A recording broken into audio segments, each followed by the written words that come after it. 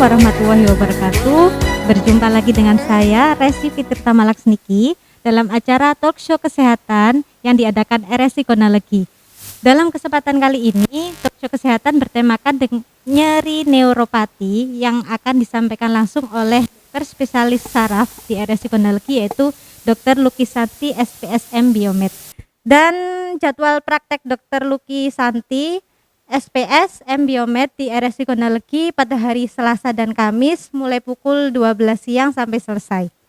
Tak lupa acara kali ini RSI Gonalegi bekerja sama dengan PT Novel dari divisi Venus. Dalam masa pandemi sekarang, maka dari itu talk show kesehatan diadakan secara online, yang mana nantinya talk show ini akan ditayangkan di RSI GTV dan juga YouTube RSI. Dan talk show kali ini telah memberlakukan protokol kesehatan di mana saya dan juga Dr. Lucky Santi menerapkan physical distancing dan juga kami menggunakan APD yaitu masker KN95. Langsung saja ya Dok ya. Iya, Dalam kesempatan kali ini tentang nyeri neuropati. Mungkin dari Dr. Lucky bisa disampaikan apa itu nyeri, apa itu perbedaan dengan nyeri neuropati itu seperti apa? Iya, terima kasih Mbak Eci. Assalamualaikum warahmatullahi wabarakatuh. Kembali lagi bersama kami dari tim RSI Gonalegi. Jadi di sini kita akan berbicara tentang nyeri. Nyeri itu sendiri sudah sering dialami oleh hampir setiap manusia ya, karena kita semua punya reseptor nyeri. Nyeri itu apa sih? Yaitu nyeri adalah suatu perasaan subjektif kita yang tidak nyaman dan kadang disertai gangguan emosional juga sampai kita merasakan itu suatu hal yang tidak menyenangkan. Sedangkan nyeri sendiri ada yang bisa bersifat adaptif dan juga bersifat maladaptif, artinya bisa untuk protektif kita dan juga sebagai rasa yang memang penyakit, maksudnya maladaptif. Adapun nyeri neuropatik, mungkin orang sering tidak begitu familiar dengan istilah apa sih dok itu nyeri neuropatik gitu ya. Jadi nyeri neuropatik itu merupakan nyeri yang terjadi karena gangguan, baik itu gangguan secara fungsional maupun primer pada jaringan saraf. Nah, seperti keluhan kesetrum, kebal atau tebal, kemudian seperti kebas dan seperti terbakar, kalau disentuh sedikit langsung rasanya seperti kesetrum, itu semua merupakan salah satu nyeri neuropatik. Perbedaan sendiri antara nyeri dan nyeri neuropati itu seperti apa dokter? Apa semua nyeri itu bisa disebut dengan nyeri neuropati atau bagaimana? Iya, jadi kalau nyeri itu sendiri secara mekanisme bisa dibedakan menjadi 3, ada nyeri nosiseptif, ada nyeri neuropatik, dan juga ada nyeri nosiplastik yang terbaru. Kalau nyeri neuropatik yang seperti saya sebut tadi, jadi sifatnya dia seperti ada rasa panas, kesetrum, gelinggingan, tebal. Sedangkan kalau nyeri yang nosiseptif itu nyeri yang disebabkan karena kerusakan jaringan yang langsung, seperti misalnya kita kena luka tusuk, berdarah, kemudian kita kena peniti, atau mungkin ketika kita disilet karena operasi seperti itu semua adalah nyeri yang sifatnya bersifat akut. Kemudian di situ ada nyerinya memang sesuai dengan lokasi, kemudian ada kita bisa menunjuk, oh iya misalnya nyeri tusuknya di jari ini nyerinya. Sedangkan nyeri neuropatik itu kadang kita tidak bisa menunjukkan, ya semua tangan ini dok, seperti kerasa kesetrum, kemudian kesetrumnya juga biasanya menyerang ujung-ujung jari, ujung-ujung kaki. Kadang kalau nyerinya karena saraf yang terjepit, nyerinya bisa menjalar. Terus sifatnya kronis, artinya lama, bisa lebih dari berbulan-bulan seperti itu. Untuk penyebab sendiri dari nyeri neuropati itu seperti apa dokter? Ya, penyebabnya itu bisa kita bedakan menjadi 2, dari saraf tepi dan saraf pusat. Kalau dari saraf tepi, misalnya seperti kasus-kasus yang paling sering itu adalah kasus diabetes mellitus kencing manis. Jadi pasien dengan kencing manis sering sekali merasakan gangguan pada kedua ujung tangannya, terasa gelinggingan, tebal, nggak nyaman gitu. Kemudian dari misalnya pos operasi, misalnya kita habis operasi gigi, tiba-tiba terasa tebal di sisi wajah. Nah, kemudian juga ketika kita habis jatuh lama terus rasa panas dok di sini di sekitar panggul sampai ke menjalar ke kaki. Nah, kemudian juga bisa dari defisiensi atau kekurangan vitamin B12. Kemudian dari sistem saraf pusat bisa karena stroke, karena penyakit autoimun seperti multiple sklerosis, tumor, atau malformasi vaskular atau gangguan pembuluh darah. Dari penjelasan dokter Luki nih, sebenarnya nyeri neuropati ini bahaya bukan sih dok sama untuk kesehatan kita? Iya, kalau dari selama ini pasien-pasien yang datang ke poli, hampir setiap saya praktek itu mesti saya temukan ada pasien yang mengalami nyeri neuropatik. Jadi kalau berdasarkan literatur sih hampir 5-8% ya secara insidensi. Untuk bahayanya sendiri, sebenarnya nyeri neuropatik ini tidak mengancam nyawa, cuman dia mengganggu sekali aktivitas harian dia. Jadi orang yang datang, apalagi orang dengan nilai ambang nyerinya yang sangat rendah, di mana dia mudah sekali merasakan nyeri, jadi seperti kena sedikit, misalnya kena sedikit sentuhan dia terasa nyeri sekali, itu masing-masing orang berbeda-beda Mbak.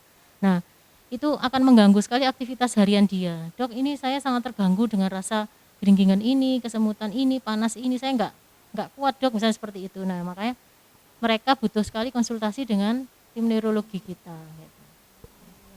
Untuk cara menanganinya ini dokter, kalau misalnya ini saya lagi kesemutan berarti saya lagi nyeri neuropati ya dok ya?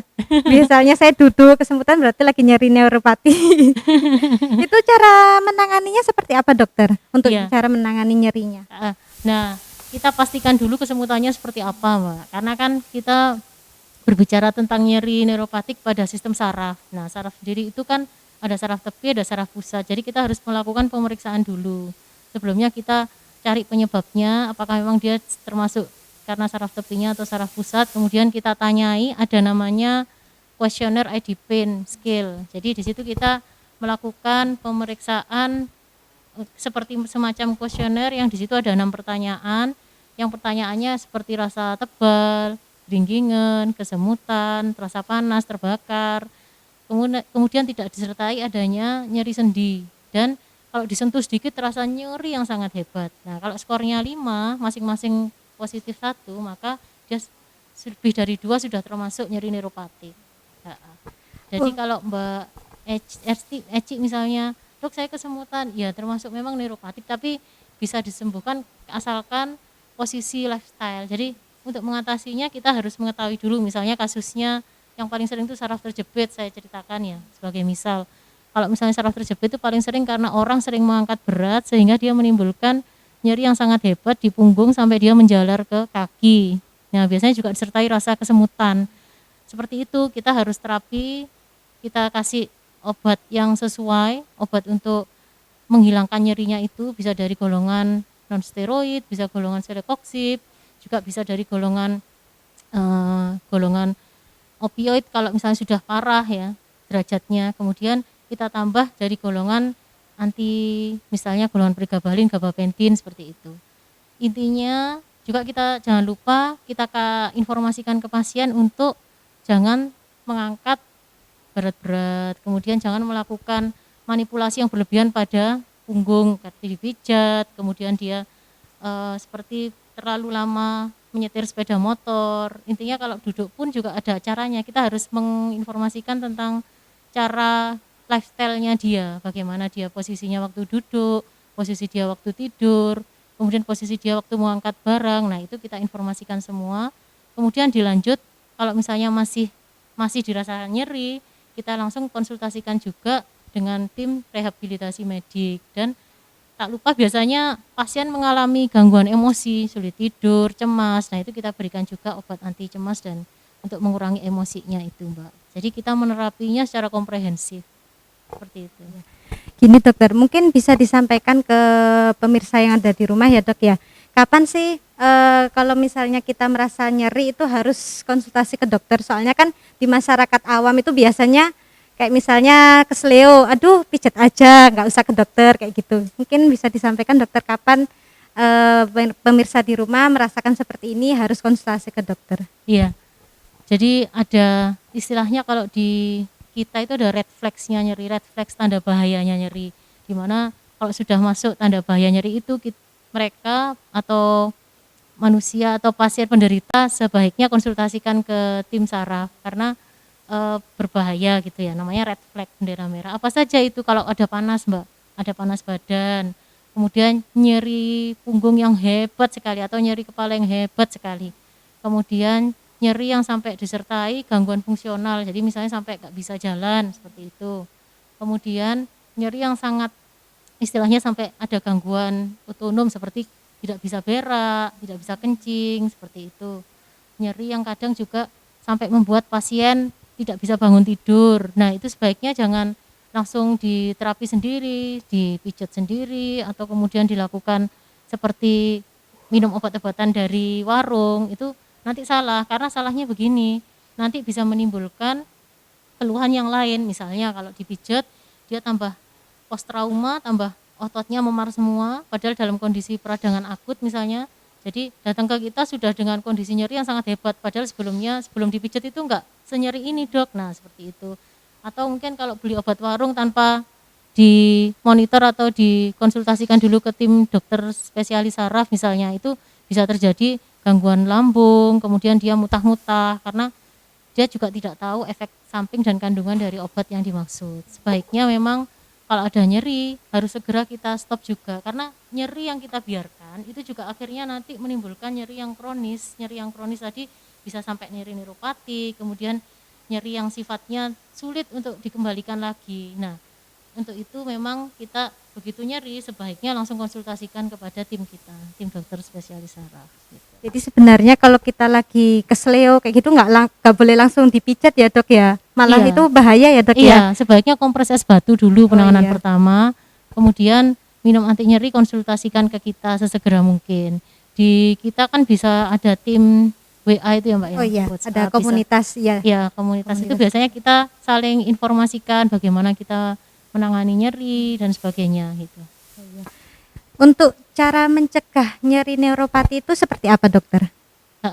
Pertanyaannya baik, karena tadi saya sudah sebutkan ketika kita sudah nyeri, biar dia tidak menjadi suatu nyeri yang hebat, nyeri yang kronis, maka kita harus segera konsultasikan ke tim dokter saraf untuk kita berikan terapi yang sesuai dengan obat-obatan, dengan menginformasikan gaya hidup yang sesuai dengan dia gitu. Pokoknya kita cari dulu penyebabnya apa, terus kita sesuai dengan terapi sesuai dengan penyebabnya. Untuk penanganan pertama di rumah berarti mungkin dikompres air dingin tadi ya dokter ya? Iya, Oh es iya. batu atau air dingin. Terus istirahatkan, jangan dipakai aktivitas yang berlebihan dulu, jangan dipijat, jangan dimanipulasi, intinya itu Mbak. Yang penanganan pertama.